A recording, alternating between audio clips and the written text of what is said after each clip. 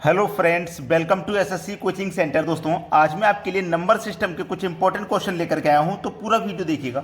चलिए स्टार्ट करते हैं। पहला सवाल है, यदि दो अंकों की संख्या और उसको पलटने से बनी संख्या का योग 99 है तो संख्या के अंकों का योग क्या होगा। देखिएगा, ऐसा सवाल कभी भी आए तो इसमें करना क्या है, थोड़ा सा बेसिक है। कोई दो संख्या हैं और उन संख्याओं को जब हम पलटेंगे तो उनका योग कितना आएगा, 99। जैसे कि मैं आपको थोड़ा बेसिक बताऊं, ये कोई दो संख्या है, 2 और 1, इसको जब मैं पलटूंगा तो कितना हो जाएगा, 12, और इनका मैं योग करूंगा तो 1 और 2 3, 2 और 1 3, कितना हुआ, 33 हुआ। फिर से समझिए, ये क्या है दोस्तों, 35 है, और ये क्या है, 53 है। अगर दोनों को मैं पलटूंगा, देखो 35 लिखा मैंने, 35 को पलटा तो 53 हुआ, 5 और 3 8 हो जाएगा, 3 और 5 ये भी 8 हो जाएगा। समझिए, एक और संख्या मैंने ली 36, इसको जब मैं पलटूंगा तो 63 हो जाएगा, और जब मैं इनको जोड़ूंगा, योग करूंगा तो कितना हो जाएगा, 6 और 3 9, 3 और 6 9, 99 योग हो गया, 99 योग हो गया। ठीक है, एक और मैं संख्या लेता हूं 76, पलटूंगा तो 67 हो जाएगा। 6 और 7 को मैं लेता हूं, 6 और 7 13 का 3, एक मन में 7 और 6 13, और एक मन में 14, 143 हुआ। तो मुझे करना क्या था, मुझसे बोला था यदि दो अंकों की संख्या और उनको पलटने से बनी संख्या का योग 99, तो मेरे पलटने से बनी संख्या का योग 99 आ रहा है, तो वो दो संख्या मेरी कौन सी है, 3 और 6। इसको पलटूंगा तो 63 हो जाएगा, और योग करूंगा तो 99 हो जाएगा।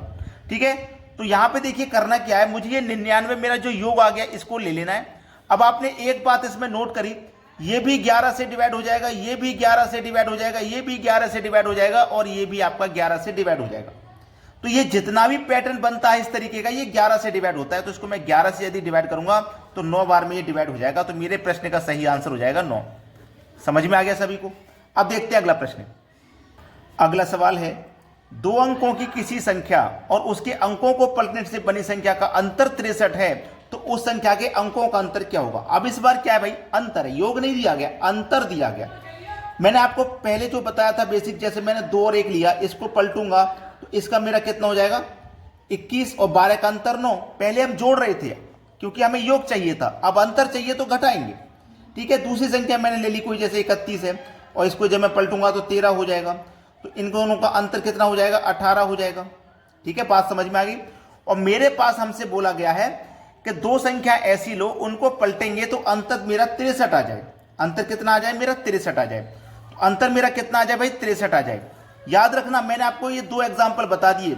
इसको देखोगे आप, ये भी 9 से डिवाइड होगा, इसको देखोगे आप, ये भी 9 से डिवाइड होगा, तो ये जो मेरा 63 है ये भी 9 से डिवाइड हो जाएगा। कितनी बार में, 7 बार में, 9 7 63। ये आपके सवाल का बिल्कुल सही जवाब है।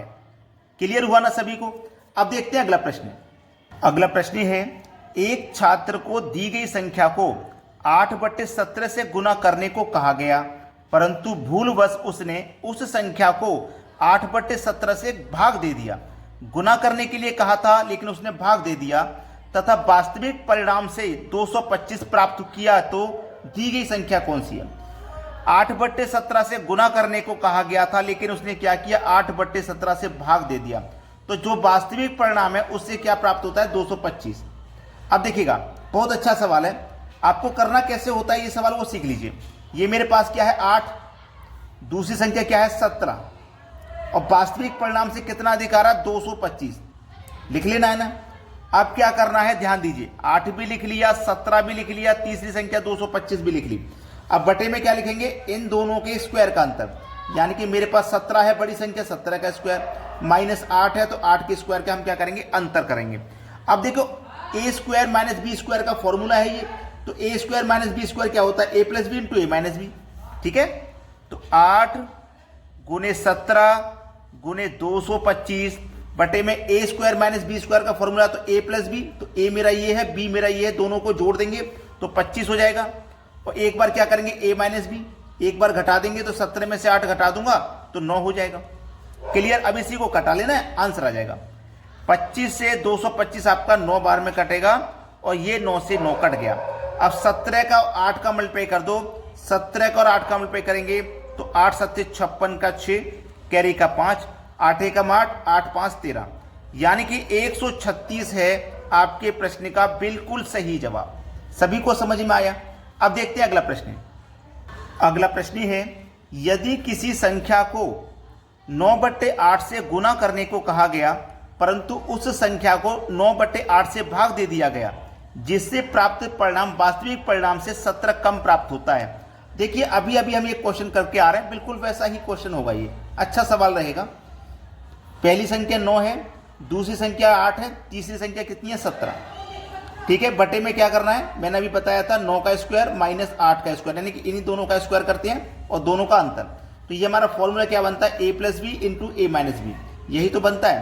तो 9 × 8 × 17 बटे में क्या आ जाएगा, एक बार दोनों को जोड़ेंगे तो 17 और एक बार घटाएंगे तो 1 आ जाएगा। यही तो है। 17 से देखो 17 कट गया, 9 8 कितना हो जाएगा 72, बटे में 1 है। 1 लिखिए चाहे मत लिखिए, इससे कोई फर्क नहीं पड़ता। तो आपके प्रश्न का जो सही जवाब हो जाएगा वो हो जाएगा 72। सभी को क्लियर हुआ सवाल। अब देखेंगे अगला प्रश्न। अगला प्रश्न है 1/2 डिवाइड 1/4 डिवाइड 1/8। इसको हमें सरल करना है। जो नए बच्चे हैं वो शायद मुश्किल कर सकते हैं इसको करने में, जबकि बहुत आसान है। पुराने बच्चे जो काफी समय से पढ़ रहे हैं वो तो इनका तरीका जानते हैं। जो नए बच्चे जो पहली बार तैयारी करना शुरू किए हैं उनको नहीं पता होता है।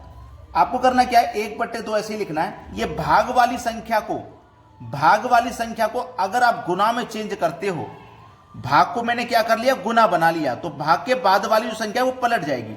4 ऊपर हो जाएगा 1 नीचे।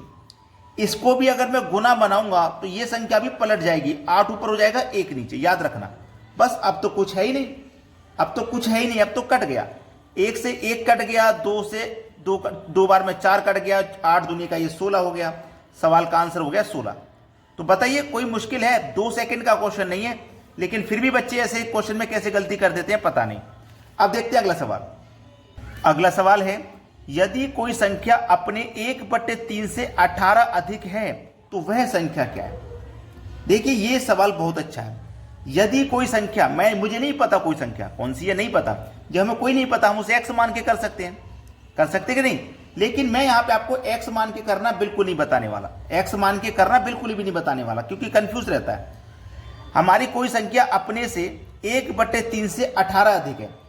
कितनी अधिक है भैया, 18 अधिक है। मुझे ये पता है मेरी कितनी संख्या अधिक है, 18 अधिक है। कितने से, 1/3 से।